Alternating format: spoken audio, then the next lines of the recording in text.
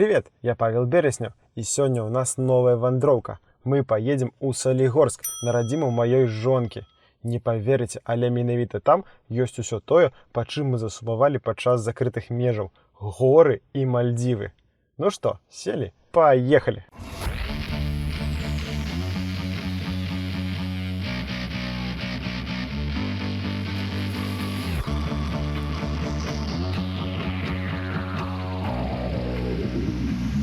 Как понять, что ты подъезжаешь к Солигорскому району? Очень легко, видно горы. Я когда училась в Минске, на выходные домой едешь, уже видишь горы, это значит все, ты дома. А когда спишь, смотри, горы. Я не могу так кричать, потому что это, когда ты их не видел никогда, то, наверное, они впечатляют. А когда ты просто к ним подъезжаешь, это, ну да, горы, конечно, они тут всегда стояли. У нас просто от дома 7 километров 4-й рудник. И у меня этот 4-й рудник с крыльца всегда было видно. Поэтому этот космический пейзаж, он для меня родной. Когда мы переселились к лесу, тебе казалось, что лес это такой, ну, как бы натуральный пейзаж твоему глазу, а я страдала, потому что мне все время казалось, что он на меня наступает. Потому что вот эта особенность этой местности, в которой я живу, да, то есть вот до Солиотвалов, чтобы вы понимали, километров 12-15 туда, и их отлично видно. И вот этот пейзаж такой какой-то равнинный, он для меня безопасный, потому что я вижу далеко, что нет никакой опасности.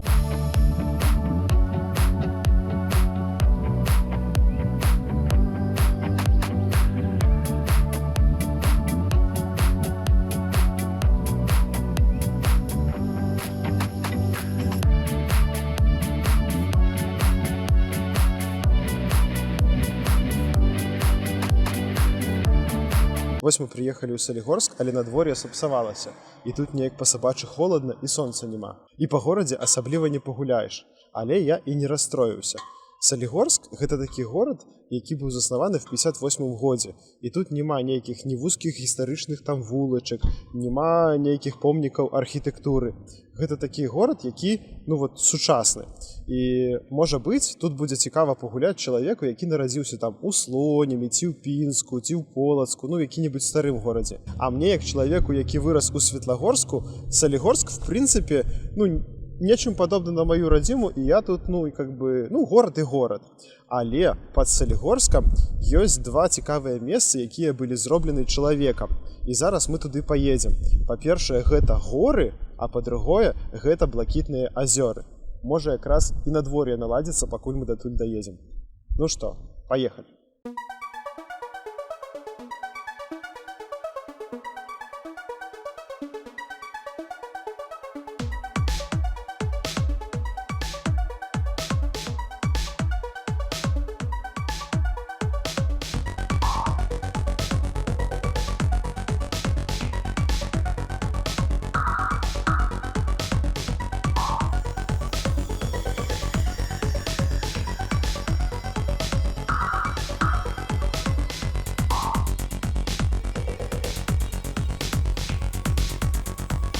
Гэта Солігорскія горы, і в прынцыпе не ва ўсіх месцах да іх можна падысці, таму што гэта тэрыторыя Беларусь-Калія, але калі ехаць на вёску Бранчыцы, то тут ёсць такая дарога, дзе няма ніякіх знакаў, ніякіх абмежаванняў, і можна пад'ехаць да гор, ну, фактычна вельмі блізка, ну, і запіліць якія-небудзь прикольныя селфі на гэтым фоне.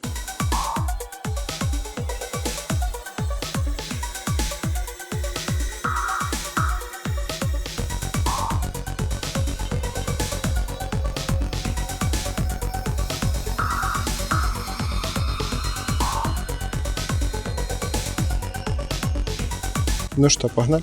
Погнали.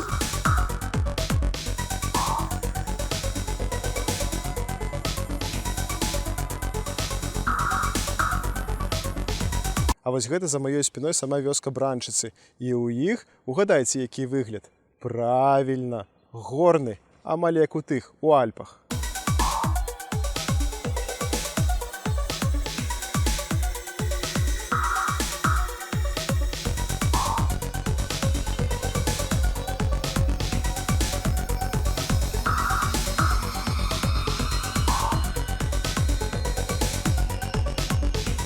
Тут у бранчыцах знайшлі нейкі такі падмурак. Відаць, на гэтым месцы была нейкая ці то царква, ці то касцёл. Зараз уже, конечно, нічога не засталося. І на карце ніяк не абазначана. Але бачна, што людзі памятаюць гэтае месца, даглядаюць. Вунь кветкі тырчаць, крыж стаіць свежы. Ну, крыж, здаецца, по-моему, праваслаўны. Значит, видать, некая церква была, потому что насупраць там могилки. Блогеры. Смотри, не ввались куда-нибудь. Блогерам больше, блогерам меньше.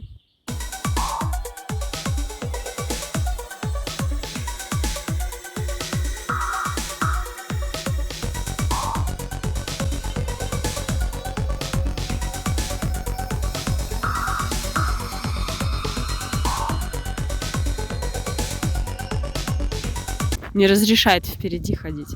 Кадр мы ему портим.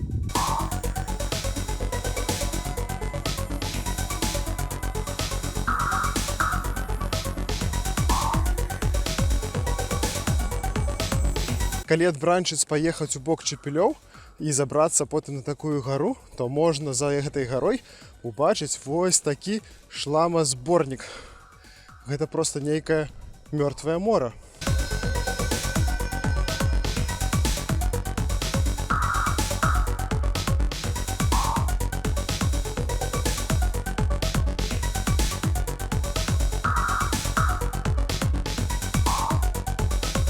Карацей, калі раптам вас занесла ў Салігорск, то трэба абавязкова паглядзець і горы. Але галоўнае туды не лазіць, бо гэта небяспечна. Можна праваліцца, і гэта тэрыторыя прадпрыемства. Але вось так здалёк паглядзець можна.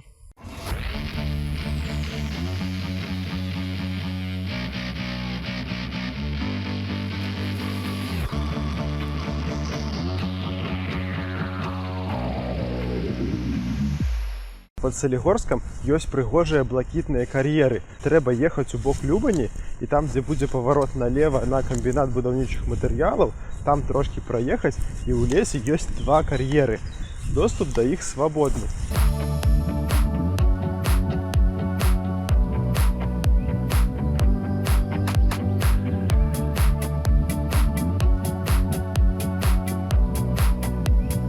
Мы приехали на Мелки, так называются голубые озера, которые сейчас за мной. Это бывшие карьеры, которые затопились водой. Вода здесь красивого бирюзового цвета, или из-за глины, или из-за мела, который в ней растворился. Мы всегда сюда с родителями ездили купаться. Сейчас бы я так не делала, потому что это очень глубокие озера. Говорят, что в некоторых местах глубина достигает 50 метров. И если походить вокруг, здесь можно увидеть много оградок с крестами. Люди тонут, и их очень сложно доставать, потому что берег очень крутой. Ты заходишь в воду метр, и у тебя сразу обрыв 30 метров. Сложно спасти человека в таких условиях. Сюда классно приезжать, любоваться на фотосессии, купаться, ну, я не рекомендую. Хотя в жаркий день здесь будет больше людей, чем в Крыму, потому что весь Любань и весь Солигорск, и все вот Любанские и Солигорские районы сюда приезжают купаться.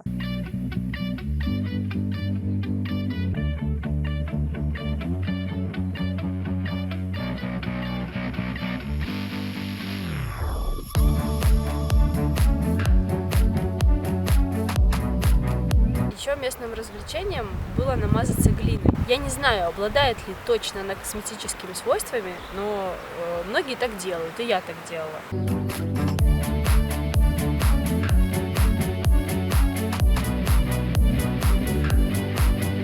Паша, если бы я сказала, что ее едят? Гладенькая, да? По матери. Колючий.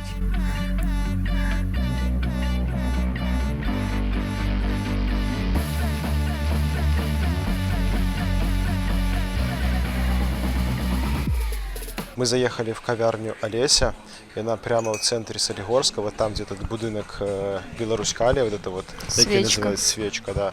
І прямо карацей центровое место, але не бойтесь сюди заходить. Мы за 10 рублев замовили себе 2 кавалки торта, великий чайничок гарбаты и да, и капучинку еще. А на другим поверсі тут есть еще что-то типа ресторации. і там можна паесці. Як табе Салігорск? Скажы, як чалавек, які, можна сказать, нарадзіўся ў гэтым горадзе. Во-первых, я вижу, как он изменился. То есть я уехала учиться 15 лет назад, и сейчас, когда я возвращаюсь сюда, я вижу, что он похорошел. Здесь стало очень много парков, здесь появились скейт-площадки, 2 уже. Мне кажется, что он похож на какой-то белорусский Лас-Вегас, и сюда лучше приезжать, когда тепло, и остаться до того времени, когда включат всю подсветку, потому что это реально впечатляет. Мне даже кажется, что Минск так не светится, как Солигорск. Весной или летом вы сможете с детьми просто погулять по 2 прекрасным паркам. Вот этот новый, который около Ледовика построили, он реально крутой. Там есть и для скейтбордов площадка, и тренажеры, и детская площадка, и лабиринт, и стуй. Здесь есть очень много крутых решений, которых я не видела в других городах Беларуси. Солигорск — это такой город, он не унылый. То есть, если, к примеру, вот мы приезжаем к Паше на родину, в Светлогорск, он унылый. Там... Ничего не унылый. Он... Пригожий город. Я все время шучу, что он похож на Припять 86. Там все время кажется, что это город пенсионеров, оттуда уезжает молодежь, и никто туда возвращаться не хочет. Солигорск, он не унылый. Возможно, это какая-то тяга к родине. Вот мне иногда хочется сюда тоже приехать, потому что он компактный. Здесь есть все: бассейн, музыкальная школа, куча парков, спа-центры. Это все в шаговой доступности. Такси стоит 2 рубля. Очень много появилось новых классных кафешек. В общем, здесь хочется жить. У мяне Салігорск стварае ўражанне такога вялікага санаторыя, і тут все так прыгоженька, нейкія паркі, атракцыёны там, і ты такой ходзіш, нешта адпачываеш, такі. Ну, карацей, мне падаецца, што вот, в прынцыпе, калі б у нас у кожным беларускім горадзе было нейкае класнае прадпрыемства, которое зарабляла шмат грошай, то вся Беларусь могла бы выглядаць вот так вот, ну, классно. Заезжаешь, ну и такой, ну, не Советский Союз. И если вы не были в Солигорске, я вам советую приехать лучше в теплую пору года, чтобы просто погулять. Не ждите от него какой-то истории, просто смотрите на него как на новый город, в который вбухали дохренище бабла и попытались сделать комфортный город для жизни людей. И тут фонтанов может быть больше, чем у Менску. Да, кстати. Еще задержитесь до вечера, потому что нужно видеть подсветку. Особенно погулять вокруг свечки. Это просто очень круто. А зараз мы уже поедем до дому. А вы покуль подписывайтесь на канал, ставьте лайк этому видосу и тисните на звоночек. А таксама напишите у комментах, куда еще можно съездить. А может быть, вы и сами сможете выступить экскурсоводом и показать свое родное местечко нам. До побачення!